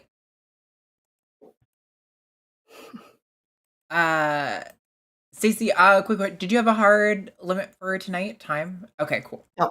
I did close the line, so there's no new callers, but to Trey and Mike, who are currently waiting on the line, we do plan to get to both of you. So we'll talk to Trey first, since he's been on the line longer. Trey in Louisiana, pronouns are he, him. Has a question about the patriarchy, and does it just happen naturally? So Trey, Oh, you're Hello? live on the line. What's going on? Yeah, I'm good. You've been talking about the patriarchy, and if you mean like where men are valued higher on the value hierarchy, yeah, I would say that's definitely not should not be condoned. But isn't it if men are just higher up on kind of the power hierarchy, the societal power hierarchy, I guess? Doesn't that just kind of happen naturally? Because I guess the men who just go out, value power hierarchy, and work that up, that's not really damaging, I guess, the family. I'm not saying it's bad to have a family, because I'm saying that it seems that this system, I guess you would say, of men goes out, fight on societal power hierarchy, and a woman doesn't necessarily have to stay home, but just doesn't fight it because it's more of a value of children now. And sorry, I'm sick. And they can continually have children if they want, and they teach these children values. While if women go out, I would say that it's like kind of less beneficial to children. Not saying this is a good thing or bad thing. I'm just saying they'll have less children, and this kind of system is not taught to their children, which they may not have or probably won't have. okay. So, yeah, okay. Yeah. Trying to figure out how to address this, follow because it along. wasn't exactly a Yeah. question there. To the notion of whether Yeah. or not male like dominance physically is natural. Sure, to a certain extent you could say that there is some sort of male dominance that is natural, but it's not that's not like ubiquitous across the animal kingdom. There are other great ape species, some of our closest relatives in the great ape family, who have matriarchal systems of power where the females are larger. And if you like mess with the daughter of like the alpha female ape, all of the females in their troop will descend upon you and like murder you. There are plenty of examples of notoriously in snakes, I breed snakes, females across most species are significantly larger than the males. And I believe I heard Erica on this channel, on this show, in reference to the same topic, actually say that there's good reason to believe that there's pretty much an equal display of male and female physical dominance across mammal species, and maybe even a slight deference towards female physical dominance. I don't know where she got that information, but she's a primatologist and like she studies this kind of stuff for a living, so I'll take her word for it. Yeah, so like sure, like are there examples of male dominance? Absolutely. But just because there may be examples of physical male dominance in the wild doesn't mean that it's good or that we should replicate it. That's actually called the naturalistic fallacy. Like that which is natural is inherently good or better. You know, there's plenty of things that humans do now that aren't natural. We're talking on phones across the internet, exactly. you know, we're like, and that's made all of our lives better. We have more access to information, and you know, education is better and health is better because of all those things. So like, like I don't know. I guess what you're saying, I can understand appealing to like sometimes males are, you know, physically larger in some species, and there's nothing like morally wrong about that until there's some sort of action taken to, you know, weaponize maybe that physical disparity to enable like a social disparity, which is often what we're seeing, you know, in like human relationships in human societies. I think to what extent you can argue that there is male dominance physically, it has been weaponized to subjugate women, to make women lesser than, second class, to force them into mothering roles when they may not want that. And I think all we're arguing for is an egalitarian society where people can choose what they want to do. And if people want to be jacked and ripped and dominant, they can do that. And as long as they're not, infringing on somebody else's right to do whatever else they want. Stacie, do you have thoughts on all that? Yeah. Yeah, and as far as like what was the first part of your statement, Trey? Like, is it something that's just naturally like male dominance I'm is not just something that's saying sort of the nature of it is inherently good. I'm just saying that when you have it like this, it seems they'll have more children and teach that to their children. While on the other hand, you should always have the choice. I'm just saying if one choice may be more beneficial for children, one may not be. So it just seems natural that one what's will thrive over what's the the other. choice? I would Teaching say, what? Teaching. Are you on a speakerphone? what? Sounds like you're No, in the not teaching. bathroom. Oh, sorry. Not teaching. People should always have a choice to choose the family of a patriarchal, Well, yeah, I everyone guess, kind of traditional family versus not having family or doing some other thing. But it just Yeah. seems like, Yeah, I don't disagree that people should have a choice of whether or not they want to have a family or just not have a family. Like, I'm not necessarily like I have 3 kids. I'm not saying to them, "Oh, I can't wait for you to give me grandkids one day." I'm not going to force that on them. They don't have to have a family. They don't have to have partners. They don't, like it's their choice because maybe they don't want to do those things. So is that kind of along the lines of what you're saying? yeah, I agree that people Yeah. should have choice. I'm just Yeah, I agree saying as well. when people kind of don't have families, don't have children, it seems like that kind of idea kind of dies out because they don't have Then that idea children should to die teach you out. to. Yeah. If that idea requires people having children when they might not want to stay alive, then that Yeah. idea should die. Like, Yeah. why? And No, people who that's don't not want to what have kids shouldn't have kids. No, that's not what I meant. I meant the Okay. people who don't have kids, which they should definitely always have that choice, just don't have kids. And so I feel like it's kind of like the nuclear family won't naturally happen. It's just more likely to happen. Or I guess, yeah, naturally happen. Because it just seems like it's more beneficial for humanity if you're looking at it on survival and just, but it's Beneficial not to more humanity. beneficial for The not nuclear more family? beneficial. No, not nuclear family specifically. But Oh, right. Well, just kind of. I don't know.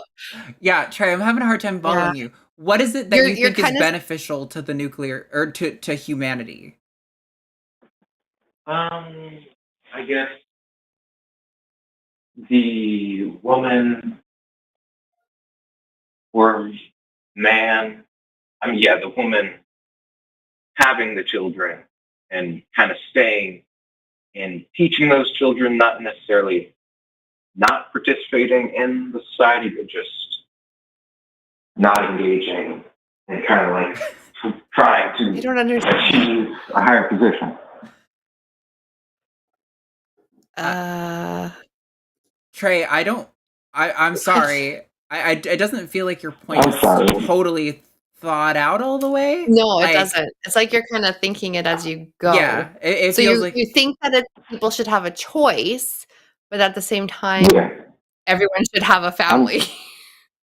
No, I don't think people should have a family or not. I don't think it's a good or bad thing. I'm just saying Okay. it seems like it just naturally happens. Well, I mean, you can have a family naturally. but when I say naturally, like you can choose family. You don't have to just family doesn't have to just be having children. Like I have a very small family by blood, but I have a lot of people that I have kind of picked up along the way that are now part of my family that we have no relation to at all. So family doesn't always have to mean like reproducing. Sure. And I guess think we'll have to ask, like, reproducing is going to what do you mean the happen. patriarchy? Sorry, what? What do you mean that? What do you What do mean? you What do we mean mean the patriarchy? Are you listening to the show in the background? definition? Huh? Weird. Okay. Trey, are you on speakerphone? Like, it sounds like you're wandering around the house, and it'd be really helpful if maybe you just talk directly into the phone. I'm sorry. I'll try to speak louder. Sounds like you're putting us down and then walking across It the does. room and then It coming does. back. Like that's how I'm picturing it. Okay. Are you there? Yeah. Okay.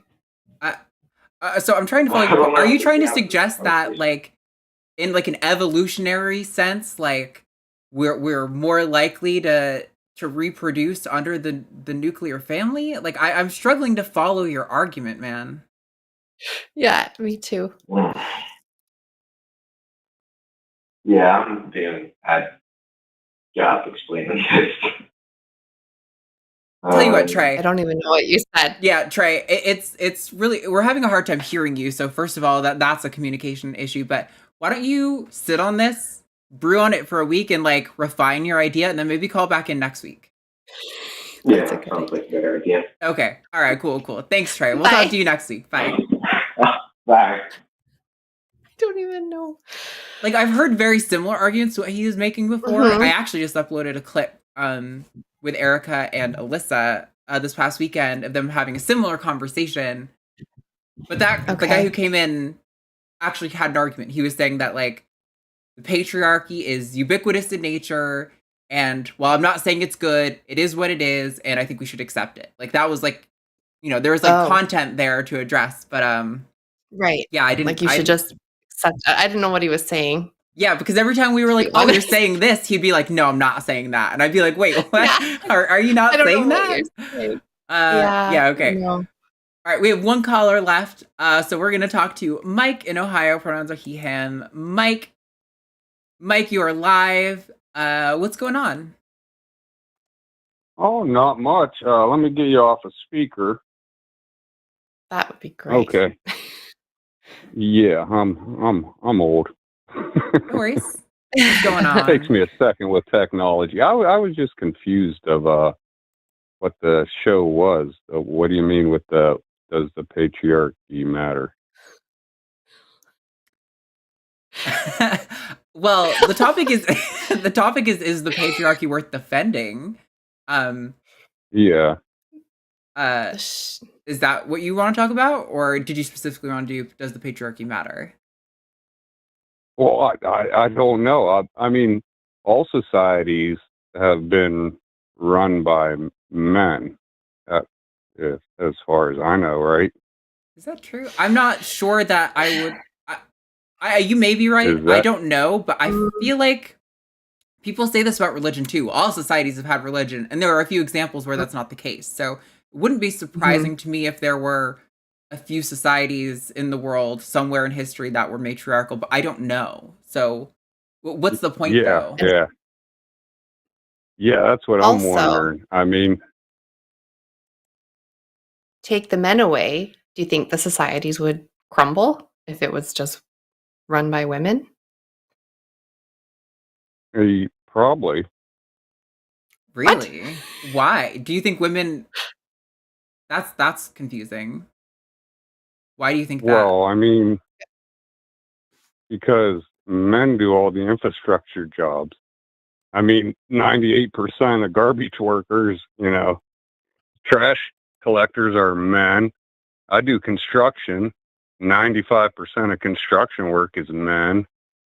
Wait, I mean, but how does that support your argument at all, though? Do you think women can't do this? Do you think women are incapable of doing those jobs? Oh no, no, they can. I work with So women all, then, at the job so sites and then, stuff when we're building plants and building factories, but you just don't. They don't. I don't know, want to or something because you don't see a lot of them doing it. You know, So there's a like lot of the reasons that could be, though. It's not necessarily like women are just naturally uninclined. Like there may be some element of that. I'm not sure. I don't think we have enough evidence to really make a claim about that. But I think there's yeah. definitely a lot of evidence to Mm. suggest that society heavily encourages women to not engage in those things and heavily encourages men to engage in those things. I think there's a huge effect of social influence on those sorts of selections. So I'm not really sure how that Well, leads there's to a your little bit argument of that society would physical crumble. stuff. Well, I mean, like the iron workers and the steel workers and the guys that But the like the but we road just workers. addressed why That that. all of these infrastructure jobs, like 95% of them, But we are just done by addressed why men. that doesn't matter. yeah, yeah. So If women take away the can men. do those. Sorry, go Well, on, Stacie. Yeah. women, No, no, I was they're good. open to get into them jobs, but they just don't want them. It, I don't That's know. not necessarily true. No, but what I asked you was if there were no men and it was just women, would society crumble? And you said yes. So Well, yeah, because then if there's just women, then how would you reproduce? I mean, well, okay, well, I don't. I just mean as far as like having everything, like having the day-to-day things, like just society. I don't mean like yeah. children and like I Not to mean like having a mention, functioning society. not to What? mention, every I guess species, because every asexual reproducing species that exists in nature is entirely female of the animal kingdom, anyway. So, if yeah. humans were to survive the elimination of all men, it would be through women exclusively. But anyway, Yeah. But I think your Yeah, argument as well, far I as like mean, women are if it was no, just left to women to do all these jobs, and that's kind of I should have rephrased it to that way. I think okay. that's a really big assertion to say that, yeah, society would be fucked if it was just women doing everything. Um, Well, I mean, and some jobs are like real physical that you need to do, like the oil yeah, rig work and and the gas work, and there's no it women doesn't mean doing that those women aren't jobs. capable of it. That's not true. I don't. That's not true at Well, all. yeah, well, you're right about that. You're right about that because there are I some know I'm right about that because I there, have a friend who's there's currently some big working broads on out a there, but job. I mean, She's not even big. She's it doesn't well, I mean, I don't think it comes down to you gotta be size. real strong and tough to do them jobs. There's some jobs that are just like physically difficult, and I'll most give you that women there are don't. jobs that are physical.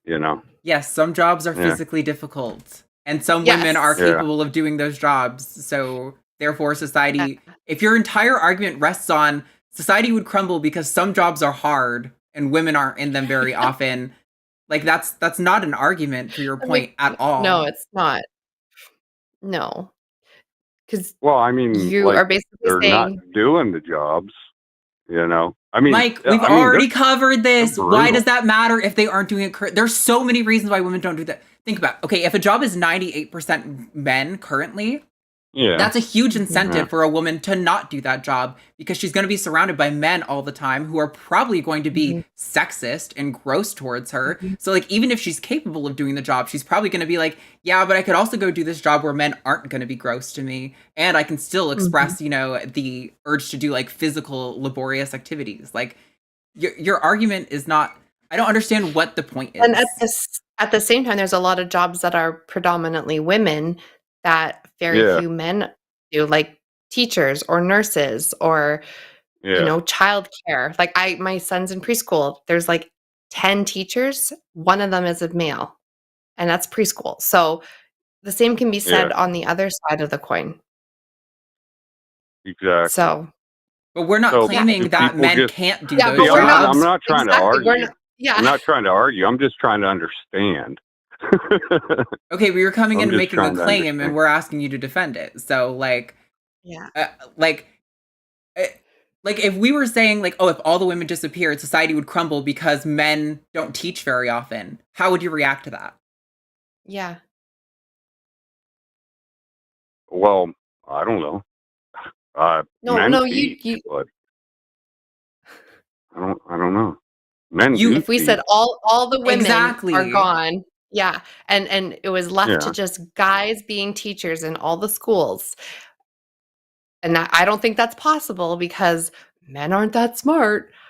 Like that's basically what you're saying when you're saying these jobs are physically tough and they require a lot of strength. Well, being a teacher requires a lot of smarts. Yeah. You're right about So, that. do you understand what we're Uh, trying to say? Do you see it? to some degree. To some degree. Yeah. Yeah.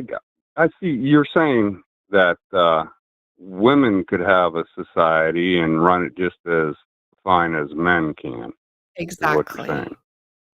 Yes. All right. It probably wouldn't look All right. exactly like our current society either, you know? It'd probably be No. structured differently, but like the point is Yeah, society that makes would sense. almost certainly not crumble because men No. stopped existing or because women were in charge. And I have no interest No. also in like a matriarchy or anything like that. No. Yeah. I want a society Yeah. where women can opt to not be in a field and where if it can be dominated by men because men want to go in the field and women don't. I want people to have the choice to do those Exactly. things.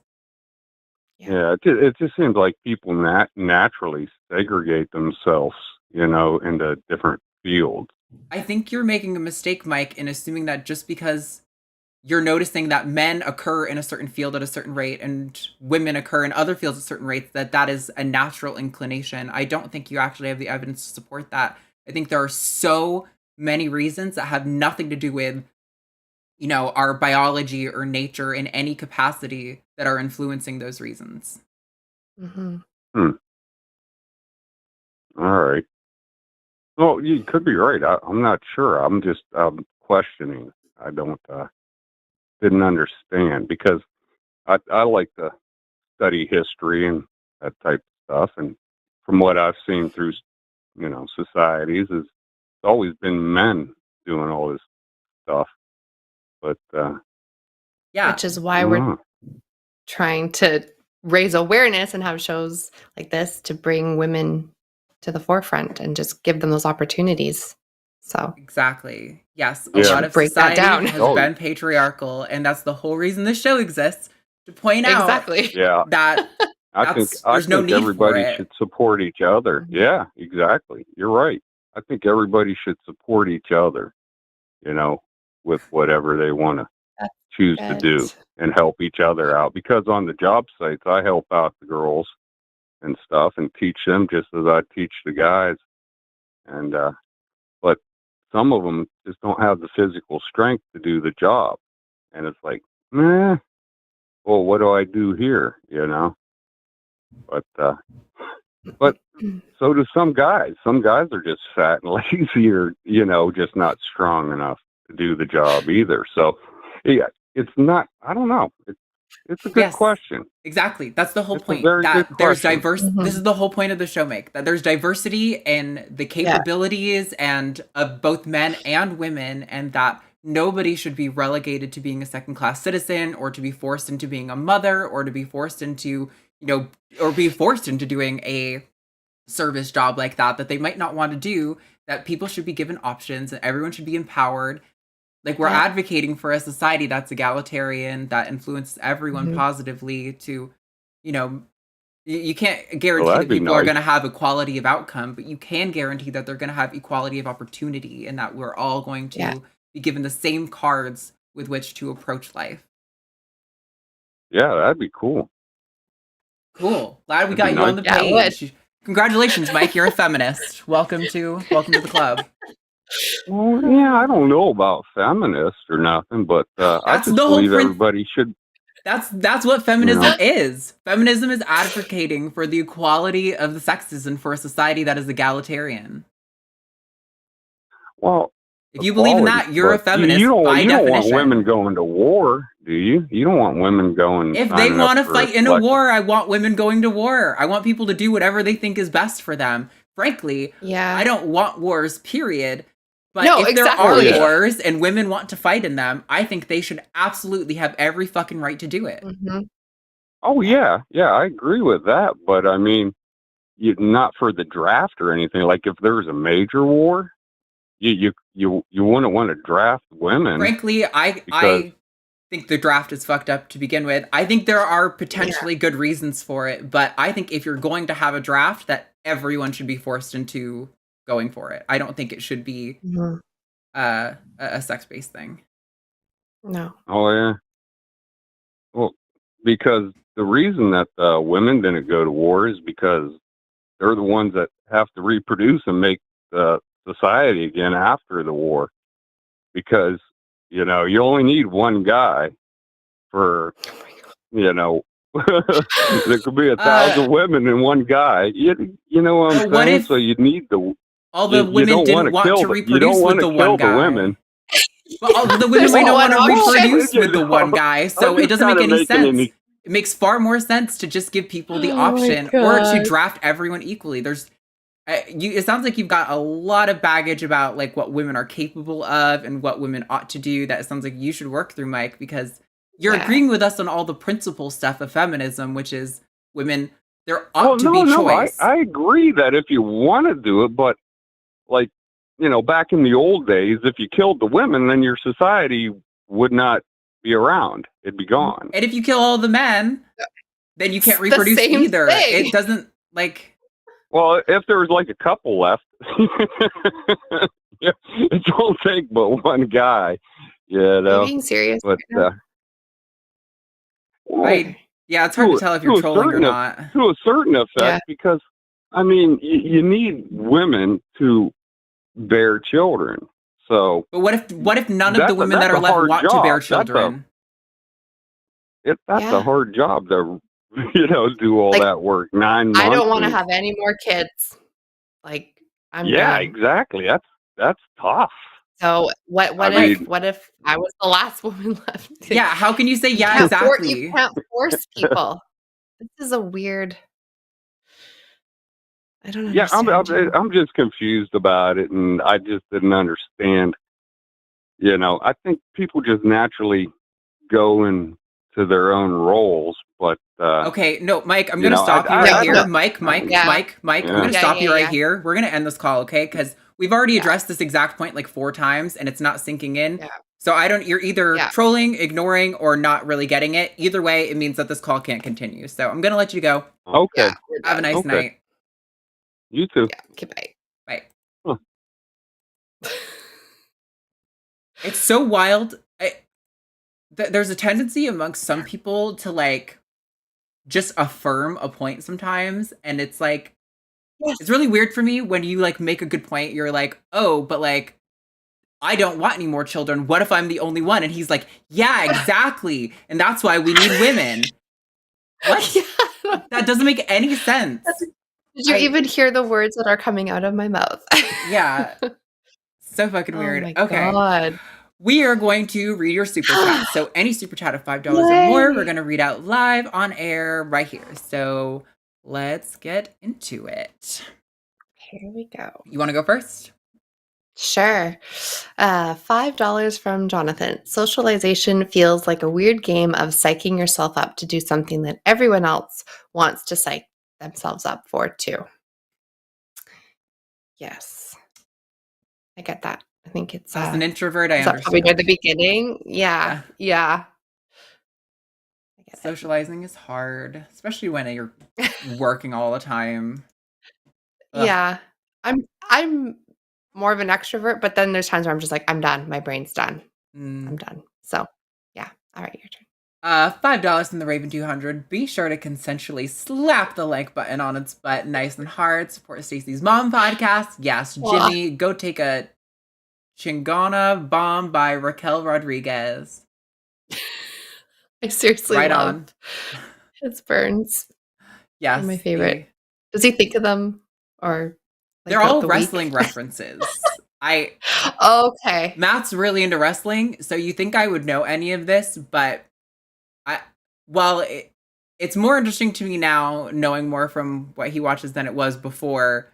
It's not interesting enough for me to retain any of it, so I'm like, Oh my nope. gosh. $5 from Monkey at Typewriter. On being able to accept a no when approaching someone, I almost think it's more hold out for the enthusiastic yes, you know, if they ain't into it. Yeah. I like that. Yeah. I Hold out feel for the like enthusiastic yes. Yeah. my only resistance to this is I feel like that's kind of what gets men to like, when you say Mm, no, to like follow up, like, are you sure? Like, that's true. Yeah. Okay. So I was thinking of that at the beginning. So it's like you could look at it both ways. Like, oh, just keep going until they give that yes. Or mhm. you could just take that one person's no and then go to the next person and hopefully they are enthusiastic. But you could yeah, I was thinking the same thing until Yeah, they finally give in. Because no is a complete sentence. right. So Yeah, I get what yeah, you're saying, but not yeah, sure I'm into yeah. that. $5 from Monkey at Typewriter again. I live with chronic resting bitch face, and Stacie is right. It doesn't mean the person is a bitch. The fact that I'm a bitch is wholly unrelated to my face. Nice. That's funny. All right. $5 from Jonathan again. The theme of today's show was looking for love. I'm a big fan of romance shows. What about for both of you? Are they hurtful or helpful? Ooh. Ooh. You mean like dating Oh, you shows, like answer. reality shows? Yeah. I I know you like The listen. Bachelor, right? Yes, I Yeah. am a huge reality junkie. But the thing is, I don't personally think they're like examples of something that's good or healthy for society. Yeah. Like, to me, what I'm engaging in is like, it feels like I'm watching a nature documentary on humans. Like There you like go. Homo sapien mating behaviors in like this isolated condition. Like, that's what it is for me. And it's like Yeah. so Yeah. fascinating to watch the way that people on camera perform like Mhm. gender and expectations of romance and like the things that they feel like they need to say and do. The Bachelor is particular because they have like some of this like coded language that is like integrated to the show, but also like I think everyone in society knows exactly what they mean, where they'll be like, you know, I don't think you're here for the right reasons, which usually Yes. means you're here for clout. Or like rather than just Yes. saying like, I think you're just here for clout, which obviously they're all there for clout. Mhm. Yes. Right. But or like they'll also be like, you know, they'll say, I'm falling in love with you. Then they'll say, I'm in love with, like, those are two different statements on reality TV. And they use them very particularly to be like, this is the stage that we're at. So everyone home watching knows, like, Right. I feel really good about them, but I don't love them yet. Like, Yeah. it's so Yeah. bizarre. I love it. Yeah. I used to watch The Bachelor like every single season Mm. up until a few years ago. And actually, we got rid of cable. So I don't watch any of them anymore. But the last reality show that I watched that was a romance was the one where they met in the pods and they didn't see each other face to face. Love is Blind, I think. Yes. Yeah, the very first season. And I loved that one. And that's the last time I watched it. And I thought it was really cool. I thought it was a good, in a way, social experiment. So It is super I interesting. don't Yeah. Or sorry. yeah. And then a couple got married. So and I follow them on social media. So anyways, Oh, and yeah, they're just entertaining. I totally relate. I follow almost all of them back on social, not back, they don't follow me. Yeah. I follow almost all No, of no, them no. on social media. So like I'm a part of the Yeah. problem. Like the reason they go on these toxic shows is because of people like me for who will sure. follow them, you know. Yeah. And the original Bachelorette, Trista, she and Ryan are still married and they've been married for like 20 years. That is so crazy. Yeah, I like them. Yeah, it definitely, I feel like also nowadays it's a little bit more like kind of this like wealth aspirational thing, kind of like the Kardashians used to be, where it's like, Yeah. look at how glamorous they are. Like their nail and hairs and makeup are all perfect because they can afford all this Yeah. amazing stuff. And it's like a little bit of Mhm. like making you jealous that you don't have a life as awesome as them. Yeah, But that's true. everything about the psychology of it and the shows I Yeah. find so entertaining. I genuinely, it's my favorite genre of television. I love it. That's for you, I think. Oh, okay, sorry. $10 from Brent That's J okay. for the matriarchy. There we No, this is what I said Hey. earlier. I don't want a matriarchy. I want No. egalitarian society. Everyone should be There included. we go. Everyone's valued. Nobody's more than or less than anyone else. That's right. Okay, $5 from Dylan Fuller. Advice for dating etiquette. Work retail. You'll get a sense of what it's like for strangers to just come up and ask you questions and how you want to be treated. Oh, advice for dating etiquette. Work retail. I get it. So you'll get a sense of what it's like for strangers to just come up and ask you questions and how you want to be treated. Yeah, so I get it now. Yeah, that makes sense. Yeah. A little bit. Yeah. I really did like I know what you you have had to to like say fit earlier. everything in. Like I you have did to like fit you- everything in with a few characters. Thank you. Sorry. Yeah. I interrupted. No, sorry. I kept interrupting. It's the delay. No. It's so Yeah. frustrating. I love what you had to say earlier, though, about the familiarity point. I think I missed that in Mhm. my comment, and it's so important. I see a wild map behind me. Can I help you, sir? We're still in the middle of a show. Oh, Hi, Matt. thanks. You Oh. brought one of our doom rolls boas. These are a newer animal for us. They're Aw. also called Malagasy ground boas, which means they're from Madagascar. Malagasy is, Oh, cool. I don't remember if it's the language or the people or both, but they're beautiful. They So also have this cool. pattern on the side that looks kind of like a tribal mask almost. Oh, neat. They're really, really cool. And they stay small, much smaller than regular boas, which makes them Okay. really good pets because you don't have to have like a giant enclosure for the adults. Yeah. So sweet. That This is is the so boy. cool. Yeah. Yeah, I can tell he's smaller. Oh, so the Uh, boys are smaller than the females, hey? Yeah. To be fair, Yeah. Interesting. that one is very young, so they're both kind of Oh, small in okay. general because they're babies. But in like with most other snakes, the male is smaller in the species. Interesting. $10. What are you? He's back. Is this show and tell? Oh no, he I needed thought to it go. was like show and tell. I know, me too. I'm like, hello, we're running a was like- show here. I was like, oh, bring in a gecko. I want to see a gecko. I could get a gecko. The little one is so cute. Where's Winston? Come here, buddy. Hold on. Where'd you go? Yay. Here he is. Come here. Okay. Oh. Hold on, I gotta close this drawer so the girl doesn't get out. Oh. Okay. Didn't know they were like that readily available. Yes, I've got a whole stack of these little drawer systems next to me that are. Yeah, He's so cute. he's such a good boy. I had him out with my therapist because she's a huge Aw. fan of like frogs and those kinds of things. So she was loving Yeah. on him. He's so well, we do virtual Aw. meetings, but Yeah. yeah, he's a good boy. That is Gonna so sit there. cute. Okay, we got $10 from Sapphic Okay. Bibliophile. Arden, my trans mask partner, noticed a huge difference after he started passing more respect sexist comments. Did you have an inverse experience along those lines, if that applies to you at all? Definitely. Mm. Like as Stacie mentioned earlier, those like kind of diminutive names like sweetie or like like all those kind of Dear. things. Yeah, Yeah. those definitely started happening. Also, I've mentioned before, like sometimes when we go to like Tractor Supply, like the employees are told to like help people load that stuff that's heavy, but like Mhm. Matt and I were loading up a bunch of like these like 40-pound bags of bedding. They're not heavy. Like I can definitely handle them very easily. And one of the employees comes over and goes, "I've got this, ma'am," and like pushes me to the side so he can load them. And Oh one my part of me is gosh. like, you know, fine if you want to do it, I guess. But it's like, it's interesting that you chose to have me stop and didn't want to help Matt. Like I'm the one who got Right. told to stop working, you know? Yeah. Just kind of like one of those weird things Um, where it's like, I can handle a 40-pound bag. It's not like it's that Yeah. heavy.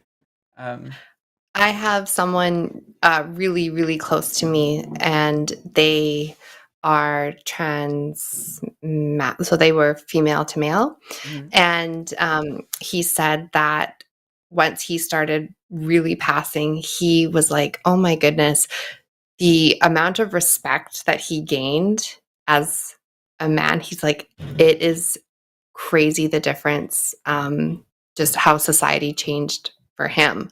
And just overall, just the respect and the comments that, yeah, so he's just like, you'll never know because Right. you won't ever go from, like, because I'm, cis and stuff, but he's has experience from both sides, and it's, yeah, he was absolutely just devastated that that's how much of a gap there is between Yeah. that. So Yeah, yeah. I've noticed that even with like we're at expos and stuff, like the way other vendors will like pay Mhm. deference to what Matt has to say or be interested in him or take his Mm. word on like business things like that. And like luckily Just I'm kinda like kind of a know-it-all and I'm not a pushover, so I and will you're like bulldoze assertive. my way in. But like Yeah. it's noted every time, for sure. Yeah. Wow. I'll be like, I'm gonna fucking be heard, even if There you go. it's not. Anyway. Yeah. $5 from Jason Jones. Thank you, Arden and Stacie. I appreciate the line, defunding the patriarchy. Hey, ain't that getting married? Hashtag Rodney Dangerfield. Don't know if I get the reference. I don't know. I'm so bad Someone with tell us names. in the chat. I've heard of Rodney Dangerfield. I don't know. Medium. Yeah. Ain't Yeah, that I getting know. married? Yeah. Sorry. Sometimes jokes just go over my head. Massa, to be fair, I'm pretty sure I can lift more than Arden, but I'm probably gonna tire quicker. And sure, that is true. But like the things that we were doing at the time were like so not like when I've struggled, that things that Matt could do more than me, we were lifting like bookshelf cases upstairs. Oh Like, my I don't gosh. know. I don't know. It was totally different in my opinion, but way heavier than 40 pounds. Yeah. We've got 20 alleged Canadian dollars from Aaron. Also, I noted earlier he said the American dream, and I was like, I don't think he knows you're in Canada. No, that's okay. I just let it go. Yeah. We say that here too. So some barriers to physical jobs for women could be engineered away by designing better equipment. I've experienced this with farm equipment. The better equipment is designed so I don't have to brute force it. Yeah, absolutely. That's why I'm like, the whole argument of like, oh, well, these jobs are mostly men is so stupid. Like there's so many reasons for that have nothing to do with nature at all. No. Yeah. Yeah. That was just a weird call. Yeah. Yeah. $4.99 from Coffee Mom. Men do these jobs because they are hard, in quotations, and they will continue to make these jobs unnecessarily hard to perform masculinity. We can do them differently. Yeah. Yep. Mm-hmm. Yeah, kind of piggybacking off the last person. Yeah. Yeah. Ooh, I'm totally gonna blow this name. Aaliyah Shauna Silverbow. That sounded good. Yeah. So many people tell me they want to pick their nose. I was just bored with mine. Nice little double entendre there. Wow, you're totally getting caught in my hair. They love to do that. Aw. $5 from Monkey at Typewriter again. Here's the answer. Caninearchy. Let the dogs make the rules. They can't do a worse job than we already have. Plus, mandatory walkies would be good. Love it. And then $5 from Jonathan. My favorite running joke to a child psychologist. The kid couldn't help me.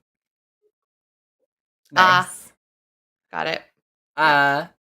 All right, everybody. That was the last super chat. So, Stacie, plug your stuff again. Tell them where to go find you. Oh, yes. The Stacie's Mom podcast on YouTube. Stacie with an IE. And yeah, you can follow me on Instagram, Facebook. Yeah, mostly those two places. Sweet. Sweet. So yeah. Well, thank you so Yeah. much for And being one here more with me. thing. Oh no, yeah, go. I noticed. I noticed I have an S, which you can't see now because our screens are smaller, and you had an A. Oh yeah, so, I do. on your desk. Yeah, so that's Yeah. pretty cute. So, anyways. Aw. Yeah. Okay, well, thank you so much for being here. I love doing a show with Thank you, and I you. appreciate you being like I love it too. available. It was really helpful. Yeah. Yeah, that's the show, everybody. Thank you so much for being here. Thank you to Phoebe for screening calls. Thank you to all the mods for keeping chat respectful. And thank you to the viewers for showing up. Without you guys, we'd have nothing. I hope you all have a wonderful week, and we'll be back here next week with myself and Alyssa. Bye. Bye. If you want to get your name up on the scroll here, you should go to patreon.com/calltheline. It is the best way to support all the work we do here. Helps us keep the lights on. Helps you feed these cute little geckos in my house. Thank you, everyone. Have a wonderful week, and we'll see you next week. Thanks.